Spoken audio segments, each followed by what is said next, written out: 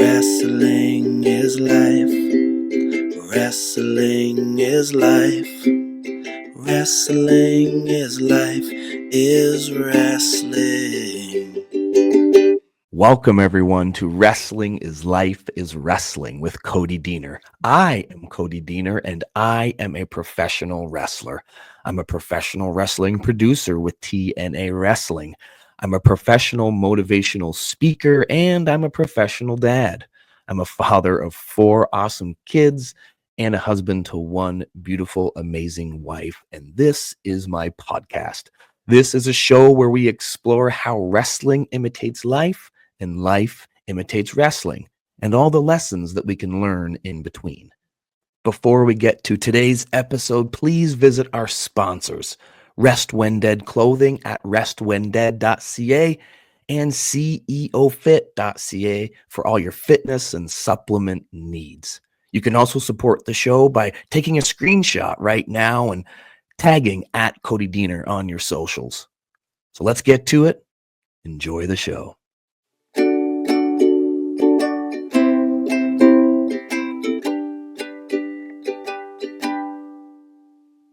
Find your moveset.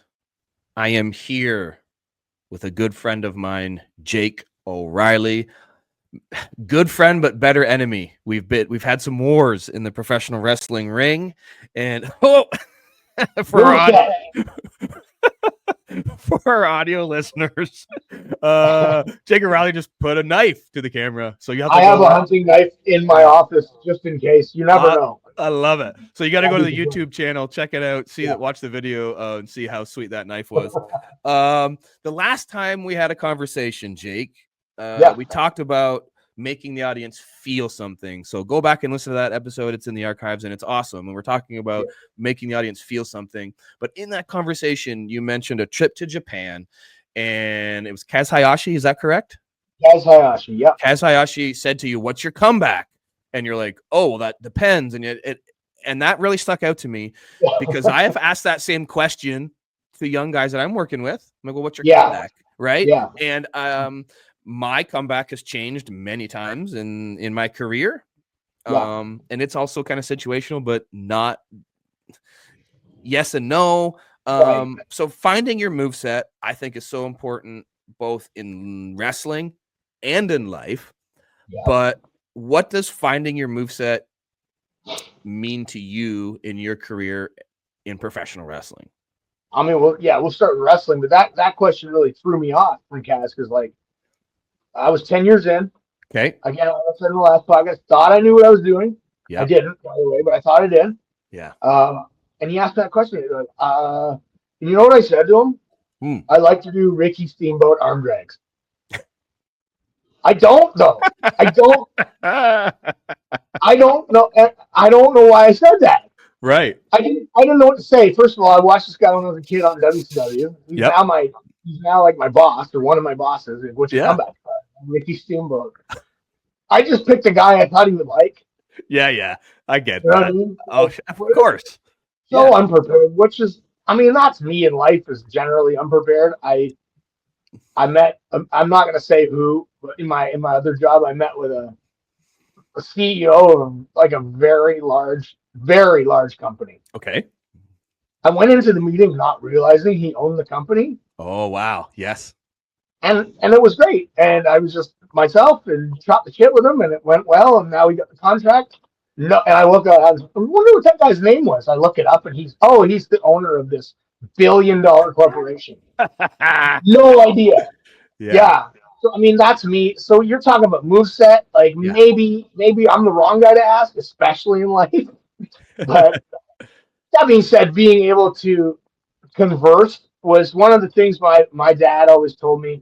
Interesting. You have to be able to talk to people, right? Yep. And that's a moveset in life and in wrestling. Yes. Right. And I'm not just talking on the mic. I'm talking about. I hate this term because it makes me feel sick inside. But networking.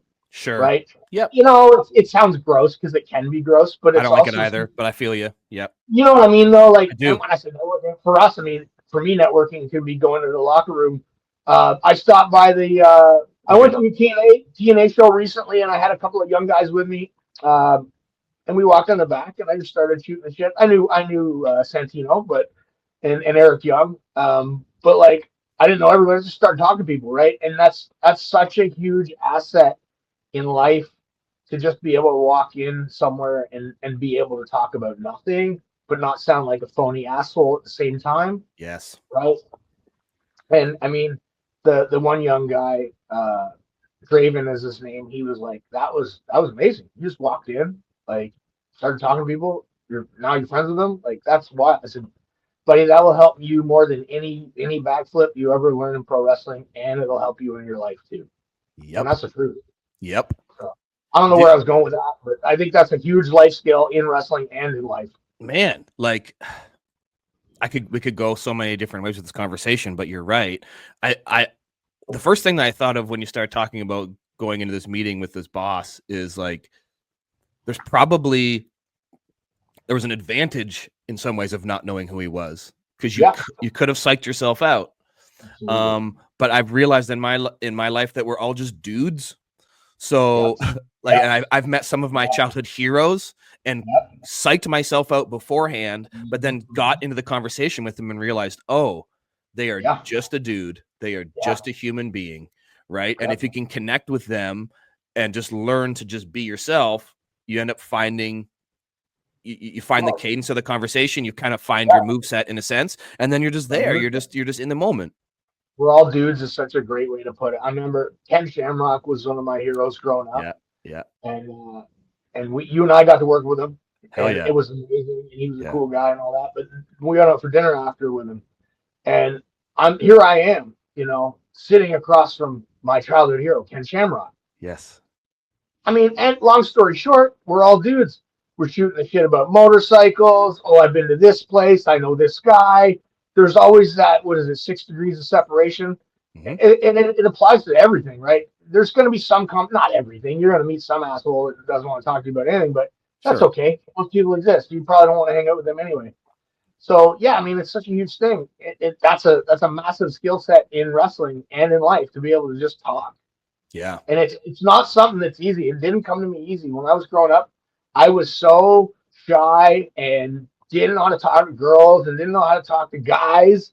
Yep. Didn't fit in, and I don't know. I just bloomed in my 20s, and thank God I did, because I mean that's my life now is sales and pro wrestling. So they're basically the same thing. They are, and I know for me, wrestling helped me come out of my shell and help me have these conversations. So these things that you're talking about, right? Like it's helped me just in life in so many different ways. Now, in terms of finding your move set, I think there's a connection in that you were able to go into that meeting with that CEO and just be yourself and have that conversation due to experience and reps. Yeah. And I think that in wrestling, I know your moveset now is drastically different than the moveset that you had when you started wrestling. Right. Yeah.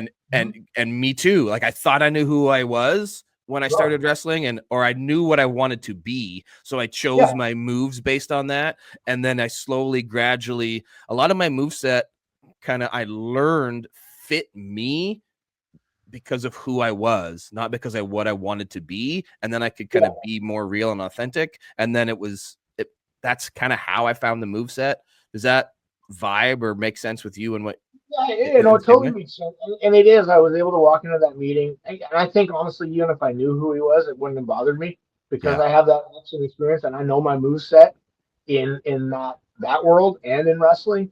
Now we're talking physical moves in wrestling. Yeah, we all start off idolizing certain wrestlers. Maybe, like I said, Ken Shamrock, Cactus Jack, Bret Hart, Dynamite Kid, all these guys. I want to do all their stuff. Yep. I thought it was cool. I can do a suplex like Taz.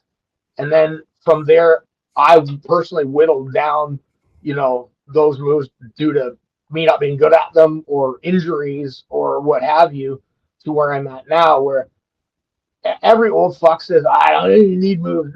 Shut up. It's still wrestling. You still need to do stuff. Shut up. But there's a drastic change from 22 years ago when I started to now, where it's like, I want to make, and it goes back to our last podcast.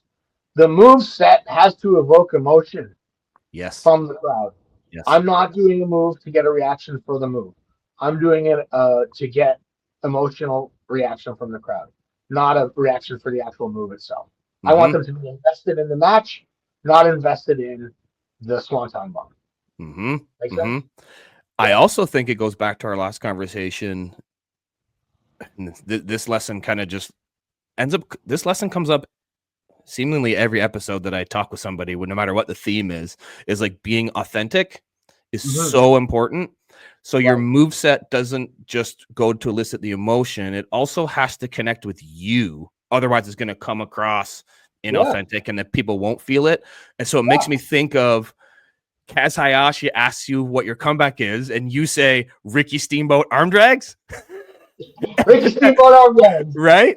Which is like, Well, I've done the same thing, but it's interesting that your first thought is somebody else. You're just trying well, again, right? But it's like, yeah. oh, I'll do this thing that somebody else does, and then even Yeah. at the beginning, you said earlier, oh, I'll do Taz suplexes, I'll do whatever, right? And you're just like kind of stealing stuff, which is a part Yeah. of wrestling, but like you're Yeah. just like you're trying things on, and it's like nope. Until What's gonna you feel? decide this is me and what I do, you're Yeah. just playing wrestler.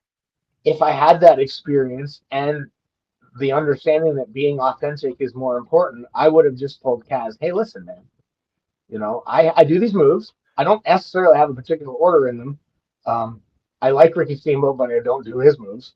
Yep. And it depends who I'm wrestling. If I'm wrestling you, I'm going to do something different than if I'm wrestling Akibono, Sure. right? I'm not going to be able to do anything to him. He's a sumo wrestling champion where you're 5'3", and I could probably throw you through the air like a lawn dart. Yep. I didn't say that. I said Rich Steamboat arm drags because I was nervous, didn't know what to say. Not Yeah. my authentic self yet because I haven't put the reps in to get Nice. my moveset down in the mental aspect of the game. Nice. So here's how this all blends together, which is so beautiful. Okay. You have found your moveset in wrestling. You found your moveset in life to have conversation with CEOs.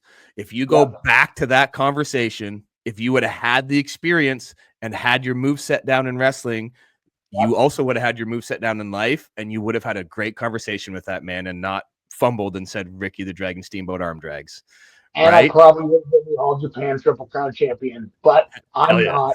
I'm a salesman now. So I have these biceps. Hell yeah. But you're a good salesman in all aspects because it is the same thing. Salesman.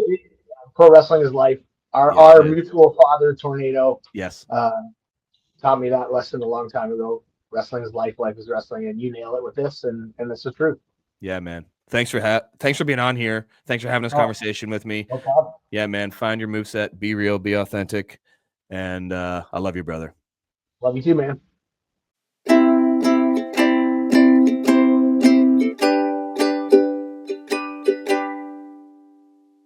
That's going to do it for another episode of Wrestling is Life is Wrestling. Until next time, guys, please visit our sponsors, Rest When Dead Clothing at restwhendead.ca, as well as ceofit.ca for all your fitness and fitness supplement needs. Don't forget to take a screenshot of today's episode and tag me at Cody Diener. If you want to learn how to book me on your wrestling show or your speaking event, you can go to codydiener.com or learn about my speaking career at chrisgrayspeaks.com.